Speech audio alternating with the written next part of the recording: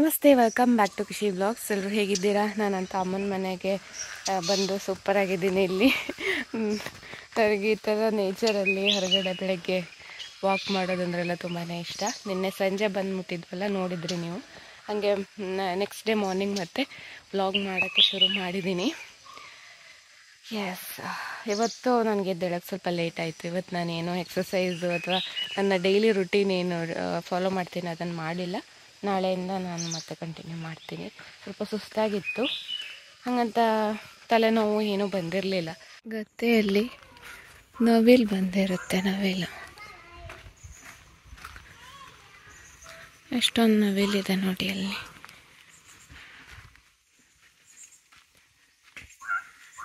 ಎಲ್ಲ ಹೆಣ್ಣವಿಲ ಅಲ್ಲಿದೆ.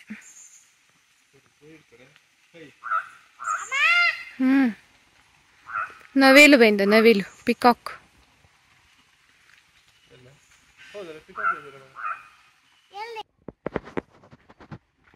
ಹೋಪನಾ ಬಾ, ಹೋಪನ ಕೈ ಇಟ್ಕಳೆ.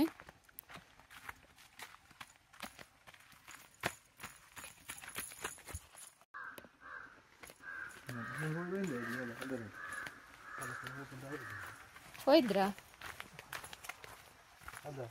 ಹೇಳಿದ್ದೆ ಅಂತ ಮಾಡಿದ್ದೆ ಅಮ್ಮಗೆ ಹೇಳಿದ್ದೆ.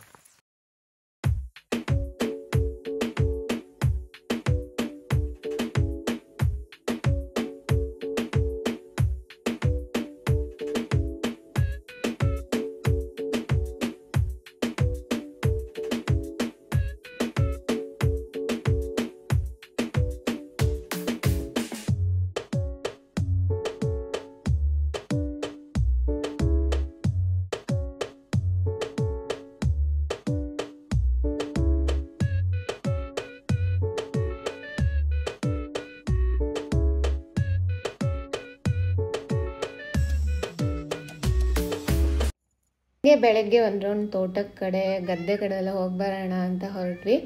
ಸೊ ಇವಾಗ ಸಣ್ಣದಾಗಿ ನೀರು ಹರಿತಾ ಇದೆ. ಮಳೆಗಾಲದಲ್ಲಿ ತುಂಬ ಮೇಲ್ಗಡೆ ಬರ್ತಾ ಇತ್ತು ನೀರು. ಸೊ ಈ ಸಲ ಮಳೆಗಾಲ ಜಾಸ್ತಿನೇ ಇತ್ತು ಅಂತಲೇ ಹೇಳ್ಬೋದು. ಮಳೆನೇ ಕಡಿಮೆ ಆಗಿಲ್ಲ. ಇವಾಗ ಇತ್ತೀಚೆಗೆ ಒಂದೆರಡು ವಾರದಿಂದ ಸ್ವಲ್ಪ ಮಳೆ ಕಡಿಮೆ ಇದೆ ಅಷ್ಟೇ ಊರ ಕಡೆ ಎಲ್ಲ. ಗದ್ದೆ ಕಟಾವು ಮಾಡುವಾಗಲೂ ಕೂಡ ಮಳೆ ಬಂದು ಎಲ್ಲ ಒದ್ದೆ ಆಗಿ ತೇಲು ಹೋಗಿತ್ತು, ಆ ಥರ ಆಗಿತ್ತು.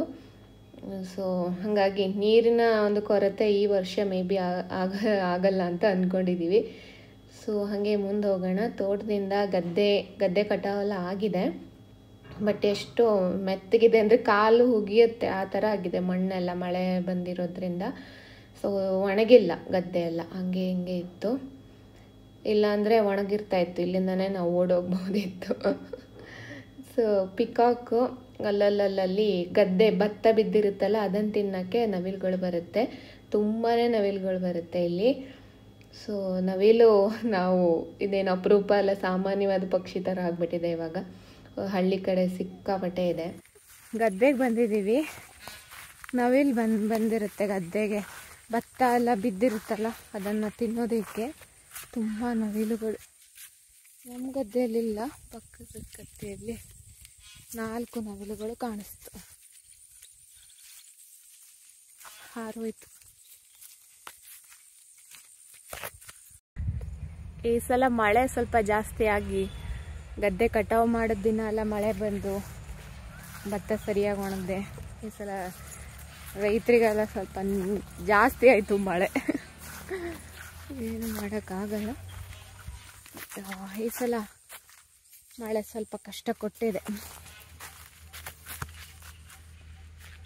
ಗದ್ದೆ ಕಾಯೋಕ್ಕೆ ಅಂತ ಈ ಥರ ಒಂದು ಮಾಳ ಹಾಕ್ಕೊಳ್ತಾರೆ. ಕ್ಯಾವು ಮಾಡ್ತಾ ಹೌದೇ, ಈ ಥರ ಮಾಡ್ಕೊಂಡಿರ್ತಾರೆ ಮಾಳ.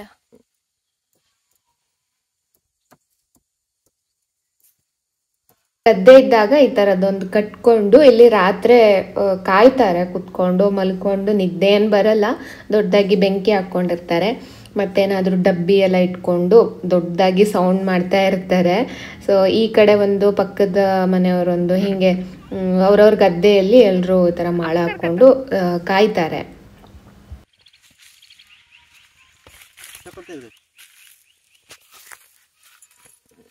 ಮಾಳ ಅಜ್ಜನ್ ಮನೆ ಇದು.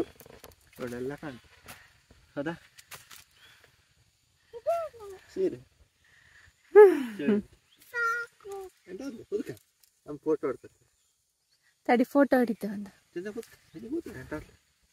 ಎಲ್ಲರ ಮನೆಯಲ್ಲೂ ಅಲ್ಲೊಂದು ಮಾಳ ಹಾಕೊಂಡಿದ್ರು. ಇದು ಅಪ್ಪಂದು ಪಕ್ಕದ ಮನೆಯವರದ್ದು. ಅಲ್ಲೊಂದು ಮಾಳ ಇದೆ, ಅದು ಮತ್ತೊಂದು ಪಕ್ಕದ ಮನೆಯವರದ್ದು. ಎಲ್ಲ ರಾತ್ರಿ ಇಲ್ಲೇ ಹೊಲ್ಕೊಳ್ತಾರೆ ಗದ್ದೆ ಇದ್ದಾಗ. ತಡಿ ಹಾಗೆ. ಮತ್ತೆ ಭಯ ಆಗೋದಿಲ್ವಾ ಅಂತ ಕೇಳ್ಬೋದು. ಆದರೆ ಅಲ್ಲಲ್ಲೇ ಪಕ್ಕದಲ್ಲೇ ಗದ್ದೆ ಇದೆ ಅಲ್ವಾ, ಎಲ್ಲರೂ ಅವ್ರವ್ರ ಗದ್ದೆಯಲ್ಲಿ ಮಾಳ ಹಾಕ್ಕೊಂಡಿರ್ತಾರೆ.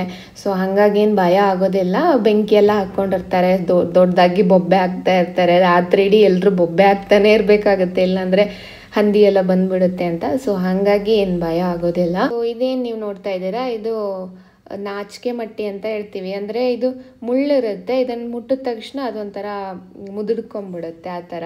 ಇದು ಆನ್ಲೈನಲ್ಲಿ ಕೂಡ ಅವೈಲೇಬಲ್ ಇದೆ, ಪ್ಲಾಂಟ್ ಮಾರಾಟಕ್ಕಿರುತ್ತೆ, ನಾನು ನೋಡಿದ್ದೀನಿ. ಇದು ಮತ್ತು ಔಷಧೀಯ ಗುಣಗಳನ್ನು ಕೂಡ ಹೊಂದಿರುತ್ತೆ. ಇದರಿಂದ ಕಷಾಯ ಎಲ್ಲ ಕೂಡ ಮಾಡ್ತಾರೆ. ಸೊ ಮನೆ ಹತ್ರ ಅಂತೂ ತುಂಬಾ ಇರುತ್ತೆ. ಅದಕ್ಕೆ ಪುಟಾಣಿ ಹೂವು ಆಗುತ್ತೆ, ಅದು ಮಾತ್ರ ತುಂಬ ಚೆನ್ನಾಗಿರುತ್ತೆ. ಹಾಗೆ ಮನೆ ಸುತ್ತಲೂ ಇದು ಒಂದು ಕಾಂಗ್ರೆಸ್ ಗಿಡ ಅಂತ ಹೇಳ್ತೀವಿ ನಾವು. ಎಲ್ಲಿ ಅಂದರೆ ಎಲ್ಲಿ ಜಾಗ ಇದೆಯೋ ಅಲ್ಲೆಲ್ಲ ಬೆಳ್ಕೊಂಬಿಡುತ್ತೆ. ಬೆಳೆಗಳಿಗೂ ಕೂಡ ಇದು ಕಷ್ಟ ಕೊಡುವಂಥದ್ದು. ಸೊ ಆದರೂ ಇದಕ್ಕೆ ಎಷ್ಟು ಚಂದ ಹೂವು ಆಗಿರುತ್ತೆ. ಆ ಹೂವನ್ನು ನೋಡ್ತಾ ಇದ್ದೆ. ಯಾವುದೇ ಗಿಡ ಆಗಲಿ ಅದಕ್ಕೆ ಆಗಿರೋ ಹೂವು ಮಾತ್ರ ಅದರದ್ದೇ ಆದ ಒಂದು ನ್ಯಾಚುರಲ್ ಬ್ಯೂಟಿ ಇರುತ್ತೆ ಅಲ್ವಾ. ಬಿಸಿಲು ಬಂತು ಅಂತ ಬಟ್ಟೆ ವಾಶ್ ಮಾಡ್ಕೊಂಡಿರೋದನ್ನೆಲ್ಲ ಹೊರಗಡೆ ಒಣಗಾಕ್ತಾ ಇದ್ದೀನಿ. ಇಲ್ಲಿ ಊರಿಗೆ ಹೋದಾಗ್ಲಂತೂ ವಿಶಾಲವಾದ ಜಾಗ, ಎಲ್ಲಿ ಬೇಕಾದರೂ ಬಟ್ಟೆ ಒಣಗಾಕೋಬೋದು, ಎಷ್ಟು ಬಟ್ಟೆ ತೊಳೆದ್ರೂ ಒಣಗಾಕೋಬೋದು. ಸೊ ಆರಾಮಾಗಿ ಬಟ್ಟೆ ಎಲ್ಲ ಒಣಗಿಸ್ಕೊಳ್ತಾ ಇದ್ದೀನಿ. ಅದೇ ಮಳೆ ಬಂದರೆ, ಮೋಡ ಇದ್ದರೆ, ಬೆಳಗ್ಗೆ ಎಲ್ಲ ಮೋಡ ಆಗಿತ್ತು, ಬಟ್ಟೆ ವಾಶ್ ಮಾಡಿಬಿಟ್ಟಿದ್ದೀನಿ, ಒಣಗಲ್ಲ ಅಂತ ಅಂದ್ಕೊಳ್ತಾ ಇದ್ದೆ. ಸೊ ಆಮೇಲೆ ಬಿಸಿಲು ಬಂತು ನಮ್ಮ ಪುಣ್ಯಕ್ಕೆ. ಸೊ ಹಾಗಾಗಿ ಬಟ್ಟೆ ಎಲ್ಲ ಒಣಗಿಸ್ಕೊಳ್ತೀನಿ ಇವಾಗ.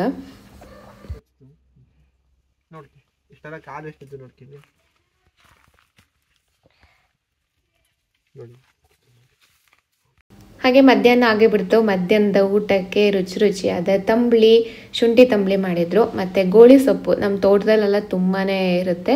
ಗೋಳಿ ಸೊಪ್ಪು ಮತ್ತು ಅಲಸಂಡೆ ಕಾಳು ಹಾಕಿ ಪಲ್ಯ ಮತ್ತು ತರಕಾರಿ ಸಾಂಬಾರು.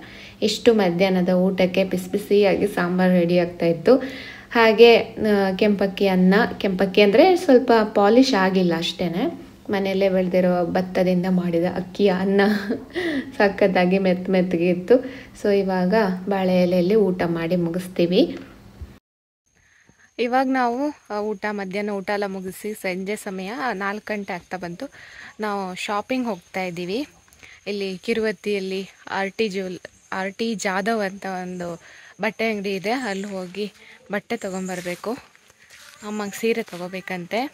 ಸೊ ಹಾಗಾಗಿ ಅಲ್ಲೇ ಹೋಗಿ ಬರೋಣ ಅಂತ ಕಿರುವತ್ತಿಗೆ ಹೊರಟಿದ್ದೀವಿ. ಮೋಡದ ವಾತಾವರಣ, ಆದರೆ ಮಳೆ ಬರಲ್ಲ ಅಂತ ಅಂದ್ಕೊಂಡಿದ್ದೀವಿ ನಾವು. ಬಂದಿದ್ದೆ ಎಲ್ಲಿಗೆ ಹೋಗ್ತಿದ್ದ ಮಗ ನಾವೀಗ? ಕರ್ಕೊಂಡು ಕಿರುವತ್ತಿ.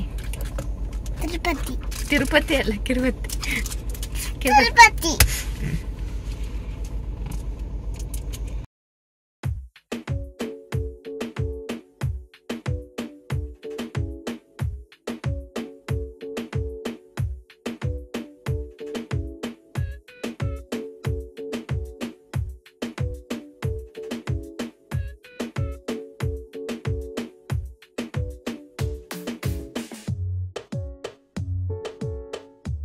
ಹಾಗೆ ನಾವು ಇವಾಗ ಕಿರುವತ್ತಿ ಹೋಗ್ತಾ ಇದ್ದೀವಿ. ಯಲ್ಲಾಪುರದಿಂದ ಒಂದು 20 ಕಿಲೋಮೀಟರ್ ಆಗುತ್ತೆ.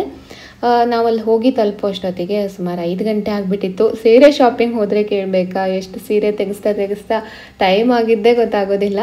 ಸೊ ನಮ್ಮ ಮದುವೆ ಅಲ್ಲಿ ಜವಳಿ ಅಂತ ಹೇಳ್ತಾರಲ್ಲ, ಮದುವೆ ಬಟ್ಟೆ ಎಲ್ಲ ತೆಗೆದಿದ್ದು ಇಲ್ಲೇ ಆಗಿತ್ತು. ಸೊ ನೋಡೋಣ ಕಲೆಕ್ಷನ್ ಹೇಗಿದೆ ಅಂತ ಬಂದಿದ್ವಿ. ಇಲ್ಲಿ ಸಾಮಾನ್ಯವಾಗಿ ಕಲೆಕ್ಷನ್ ಚೆನ್ನಾಗೇ ಇರುತ್ತೆ, ಡಿಸ್ಕೌಂಟ್ ಎಲ್ಲ ಬಿಡ್ತಾರೆ. ಬಟ್ ನಮಗೆ ನಾವು ಏನು ಅಂದ್ಕೊಳ್ತೀವೋ ಆ ಥರದ್ದು ಸಾಫ್ಟಾಗಿರೋದು ಸಿಗಬೇಕಲ್ಲ. ಸುಮಾರು ಅಷ್ಟೊತ್ತು ನೋಡಿ ಆನಂತರ ಸೀರೆ ಸೆಲೆಕ್ಟ್ ಆಯಿತು. ಸೊ ಸೀರೆ ಸೆಲೆಕ್ಟ್ ಮಾಡಿಕೊಂಡು ನಂತರ ನಾವು ಹೋಗೋ ಅಷ್ಟೊತ್ತಿಗೆ ಸಂಜೆನೇ ಆಗಿತ್ತು. ಸೊ ಚೆನ್ನಾಗಿತ್ತು, ಸಾಫ್ಟಾಗಿರೋ ಸೀರೆನೇ ಸಿಕ್ತು. ಸೊ ಇಷ್ಟು ಹೇಳ್ತಾ ಇವಾಗ ಮನೆ ಕಡೆ ಹೊರಡ್ತಾ ಇದ್ದೀವಿ. ಈ ವಿಡಿಯೋ ಇಷ್ಟ ಆದರೆ ಒಂದು ಲೈಕ್ ಮಾಡಿ, ಹಾಗೆ ನಮ್ಮ ಚಾನಲ್ನ ಸಬ್ಸ್ಕ್ರೈಬ್ ಮಾಡಿಕೊಂಡು ಸಪೋರ್ಟ್ ಮಾಡಿ ಅಂತ ತಮ್ಮೆಲ್ಲರಲ್ಲೂ ಕೇಳ್ಕೊಳ್ತಾ ನಮಸ್ಕಾರ, ಎಲ್ರಿಗೂ ಒಳ್ಳೆಯದಾಗಲಿ.